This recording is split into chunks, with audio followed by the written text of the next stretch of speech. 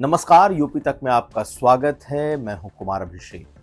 हम हाजिर हैं सुबह की खबरों की सुर्खियां लेकर। जी हां, वो सुर्खियां जो आज दिन भर उत्तर प्रदेश में चर्चा में रहने वाली हैं। वो सुर्खियां जिनसे आपका हो सकता है सरोकार, और वो सुर्खियां जो बनी हैं अखबारों की सुर्खियां। क्या है आज की खबरों की सुर्खियां, जान लीजिए। आज की सुर्खियों में हम बात करेंगे संभल के चंदौसी इलाके की। जी हां, सीओ अनुज कुमार की मौजूदगी में कहां पर कब्रिस्तान का जो अतिक्रमण था उसे बुलडोजर से हटाया गया है।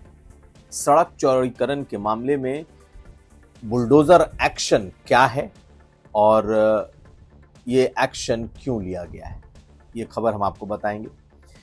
इसके अलावा ये भी जानिए कि बरेली में एक मदरसा शिक्षक की पिटाई का वीडियो सामने आया है। दरअसल आरोप उस पर क्या है, उसने एक मदरसे की महिला शिक्षक के साथ बलात्कार के आरोप उस पर लगे। ये वीडियो भी आपको दिखाएंगे।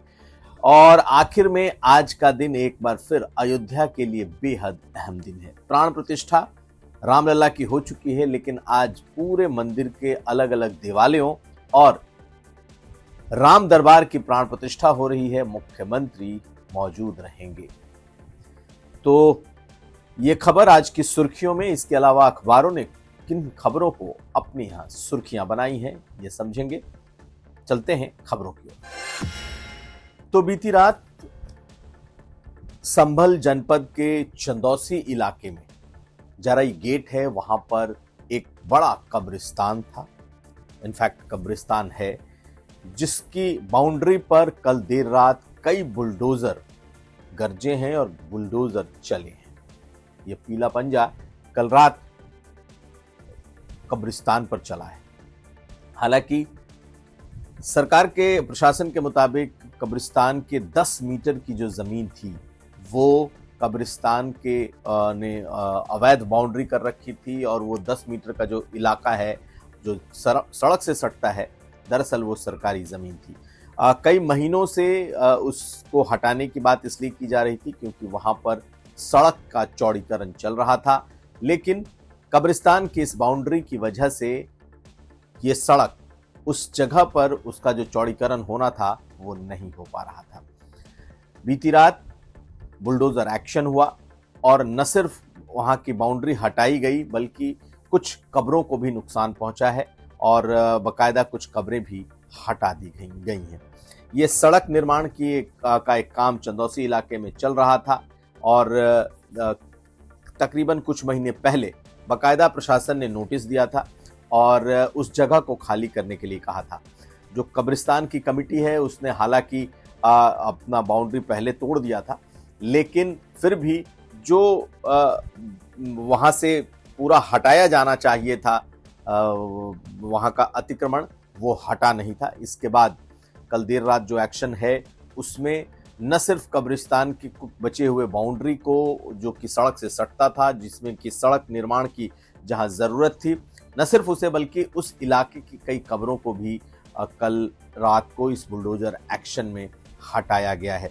पूरे टाइम जो एसडीएम वहां के रहे हैं चंदौसी के, वो और साथ साथ अनुज चौधरी, जिनकी पूरी चर्चा संभल के उस हिंसा के दौरान दिखाई दी, चर्चा रही, वही अनुज चौधरी अब संभल के इस चंदौसी इलाके में के सीओ के तौर पर तैनात हैं और बाकायदा उनकी मौजूदगी में ये अतिक्रमण हटाया गया है। हालांकि कहीं कोई विरोध नहीं दिखाई दिया, लोगों का कोई विरोध नहीं था, क्योंकि प्रशासन का कहना था कि 4 महीने पहले से ही उन्हें हटाने के लिए कहा गया था। कुछ हिस्सा उन्होंने हटाया था, लेकिन जब खुद से वो लोग, उन लोगों ने कब्र या फिर बाकी बचे हुए बाउंड्री को वो नहीं हटा रहे थे, तो अब सरकार को एक्शन लेना पड़ा है। लेकिन अनुज चौधरी की चर्चा एक बार फिर छिड़ी है क्योंकि वो खुद इस बुलडोजर एक्शन के वक्त इस जगह पर मौजूद थे। इसमें और भी अपडेट जो आएगा हम आपके साथ शेयर करेंगे, लेकिन फिलहाल ये है कि अब संभल के मुख्य शहर के अलावा अब चंदौसी ब्लॉक में भी बुलडोजर एक्शन शुरू हो गया है। अगली खबर। और अब आज बात करेंगे अयोध्या में हो रहे दूसरे प्राण प्रतिष्ठा की। जी हां, पहले रामलला का प्राण प्रतिष्ठा, पहले जो मुख्य गर्भगृह है जिसमें अब रामलला की प्रतिमा विराजमान है, उसकी प्राण प्रतिष्ठा तो पहले हो चुकी है। लेकिन अब जितने भी वहां दूसरे उप मंदिर देवालय बने हैं और प्रथम जो तल है, जो पहला फ्लोर है, उस पर राम दरबार बकायदा स्थापित हुआ है। पिछले 5 दिनों से लगातार अनुष्ठान चल रहे हैं और अनुष्ठान के बाद आज इन तमाम मंदिरों में, देवालयों में जितने भी देवी देवता विग्रह मौजूद हैं, सबकी प्राण प्रतिष्ठा आज विधिवत तरीके से की जा रही है। यानी कि ये पूरा राम मंदिर अपने पूरे भव्य स्वरूप में अब लोगों के लिए खुलने जा रहा है, या यूं कह लें कि राम मंदिर के अलावा जितने भी देवालय हैं, अब श्रद्धालु आज के बाद उनका दर्शन कर सकेंगे। इसके पहले बकायदा राम मंदिर की का जो शिखर है उसका काम पूरा हुआ। शिखर पे जो स्वर्ण कलश है उसे लगाया गया। जो पताका है, स्वर्ण कलश के साथ जुड़ने वाली जो सबसे ऊंची पताका होती है, उसे लगाया गया। और अब चारों तरफ जो परकोटे की जो दीवार है, उसके आसपास जितने भी अलग अलग देवालय बनाए गए हैं, मंदिर बनाए गए हैं, सब में प्राण प्रतिष्ठा आज हो जाएगी। और सबसे ज्यादा लोगों का जो कौतूहल है वो प्रथम तल पर जो राम दरबार स्थापित किया गया है, जिसमें भगवान राम, सीता, लक्ष्मण और हनुमान का जो दरबार की मूर्ति है वो लगाई गई है। तो कुल मिलाकर के इस वक्त अयोध्या में एक उत्सव का माहौल है। मुख्यमंत्री योगी आदित्यनाथ वहां पर पहुंचने वाले हैं और साथ साथ पूरे 6 घंटे तक मुख्यमंत्री रहेंगे और इस पूरे प्राण प्रतिष्ठा के कार्यक्रम में खुद शिरकत कर रहे हैं। 6 घंटे तक बैठेंगे, मनीराम छावनी जाएंगे। इसके अलावा जो पूजन का कार्यक्रम सरयू से लेके मंदिर तक होना है, मुख्यमंत्री उसमें शिरकत करेंगे।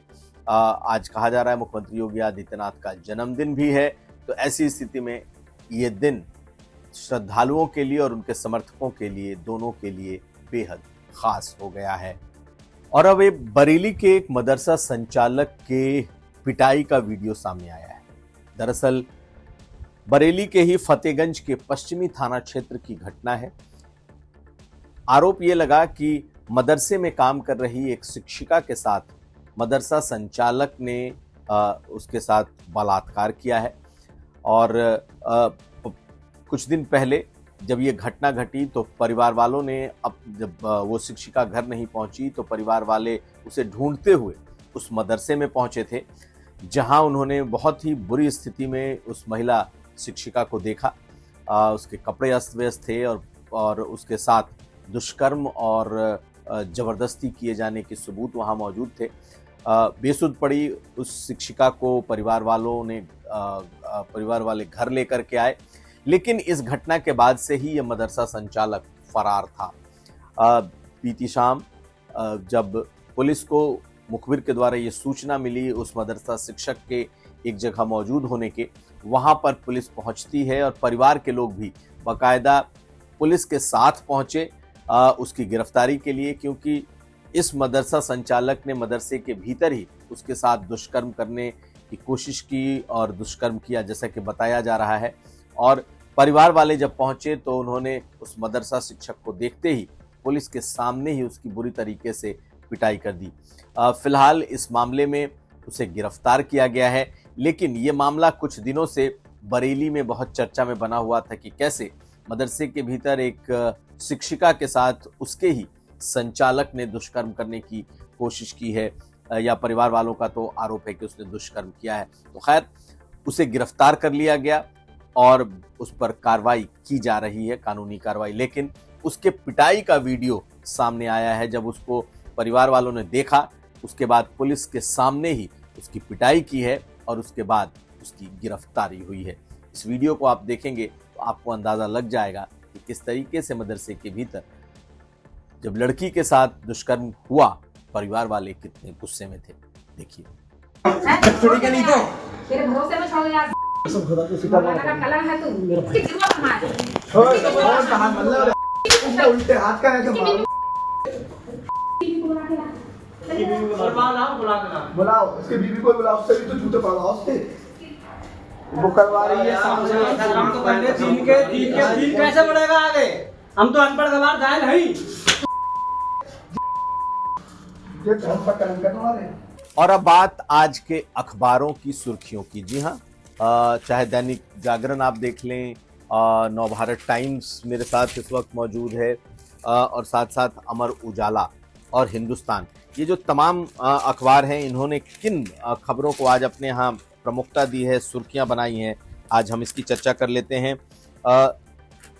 तमाम अखबारों ने जिसे सबसे ऊपर जगह दी है वो राहुल गांधी को कोर्ट से कोई राहत नहीं मिली है। अभिव्यक्ति की आज़ादी के सवाल पर हाईकोर्ट की लखनऊ बेंच ने अभिव्यक्ति की स्वतंत्रता के अधिकार को लेकर के राहुल गांधी को एक तरीके से लताड़ लगाई है और कहा है कि किसी भी व्यक्ति या सेना पर अपमानजनक टिप्पणी करना स्वतंत्रता के अधिकार में नहीं आता है। तो एक तरीके से राहुल गांधी को ये कहीं ना कहीं अदालत से फटकार लगी है।